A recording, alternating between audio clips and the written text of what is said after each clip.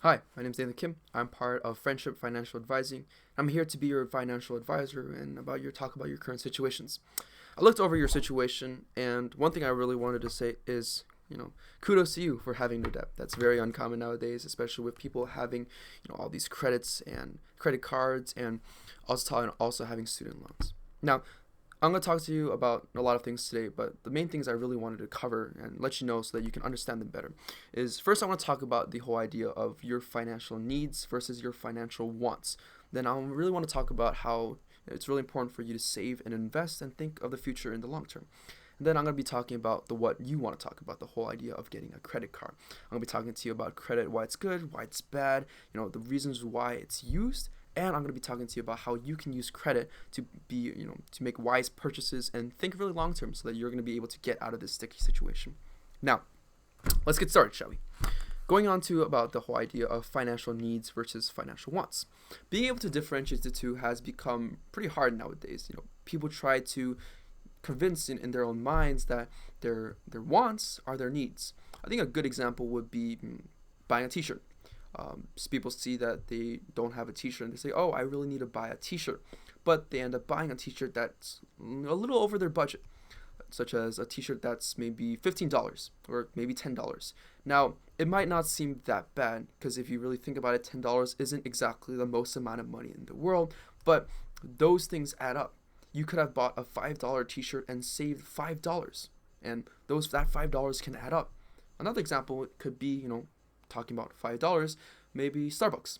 Let's say you wake up every morning and you need coffee. You need coffee to stay up and stay awake, which makes sense. We're all working people, and being able to stay awake during the day is pretty important to us. Now, if you head on to Starbucks and you buy their drinks, which average around $5 to $6 each, you realize that you might end up spending $5 every single day on just coffee. Now, $5 may not sound a lot at the time, but I did the math and it's around $1,800 a year. Now, that sounds a lot of money for coffee per year.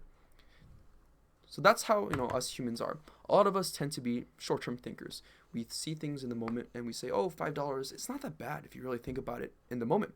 But when it comes to finance, what I really want you to do is to think long term. Because especially in your sticky situation right now, where there's a chance of you being laid off, you must learn to look at things in the long term. Because you could be saving thousands of dollars by just not doing the things that you want every single day. Now, let's go on to the next point and talk about learning to save and invest.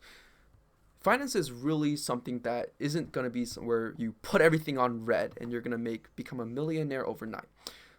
Finance is, being able to manage your own finances, all about being patient and being able to understand that your needs come over your wants. Now, this really comes into the topic about learning to save and invest, because all that money you've saved up by prioritizing your wants over your needs will allow you to be able to invest in something that is very important for you in the future.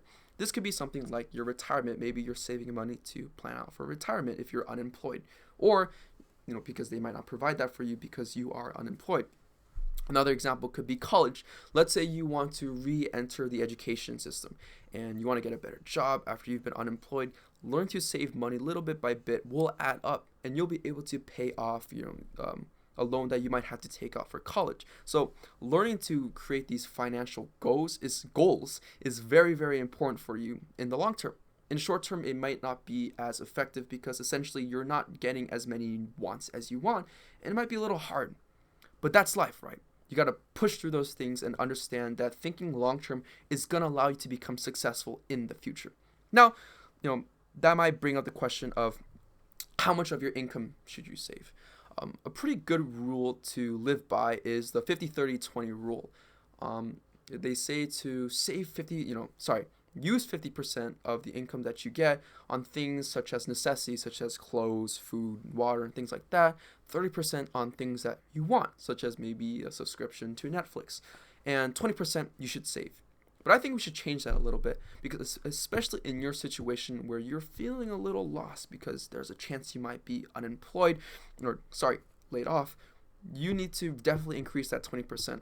I think you shouldn't cut that 30% out and just say, oh, I'm not going to have any time for yourself, because you need to live your life too. You need to be able to enjoy your life. So I think maybe increasing that 20% to a 30% is a pretty good idea. I would say save about 30% of your income, your monthly income.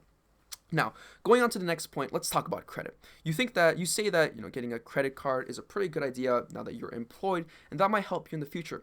I'm going to talk about that a little bit because I kind of agree as well. Opening up a credit card when you are employed will allow you to create a good credit history. And if you don't know what a credit history is, which is okay because I didn't really know either until I started, studying finance, is having a credit is essentially buying something and then saying that you'll pay it later. The whole idea of a credit card is that you'll make a bunch of purchases throughout the month, but you won't have to pay for them until the very last day of the month, which is when the bills come in. Now, there's definitely, pros and cons to this as well. If you are financially responsible, there are a lot of pros. One thing is that you'll be able to recognize how much money you are spending per month because those numbers really add up. I think the coffee is a pretty good example of you spending $5 one at a time may not seem like a lot, but with a credit card, you'll be able to see that $1,800 was used in a year, or sorry, maybe I should be talking about a month. But either way, you'll be able to see a number that's a lot more bigger, and you'll be able to recognize what you may be spending money on that might not be worth it for you. There's also, some negs as well. Credit cards have this interest rate, and it really affects the total of the credit card because per credit card company, it really depends. Their interest rate may vary. But let's say the interest rate is about 19%, which is a little on the higher end. You'll be paying that interest rate if you're not able to pay back the money that you spent with your credit card at the end of the month. Not only will you have to spend more money because you weren't able to pay back the money that you spent in the month, but that will actually hurt your credit history, which is really, really important as well. Having a good credit history is one of the biggest benefits of having a credit card. It also goes for the same thing where you will be able to obtain a good credit history if you're able to pay back your credit on time.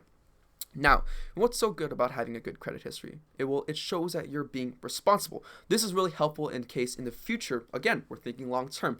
If you want to take out a loan for something such as a home, or you want to take out a loan for something like college, they're going to offer you a less interest rate in the case because they know that you're going to pay back their money on time. How do they know that? Because you've shown through your purchase history, through your credit history, that you are a more responsible person than someone who has a bad credit history.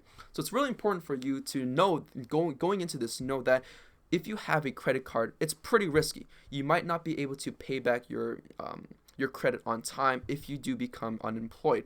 However, if you are able to push through that risk and really differentiate between your needs and your wants and develop a good credit history, that's going to allow you to really be able to establish a good path for yourself in the future. Because as you've said, and that I agree with as well, it really allows you to pay off things in the future, such as your loans, with a lot less interest rate because you've already established to the loan companies that you have a good credit score. So that's a really good thing.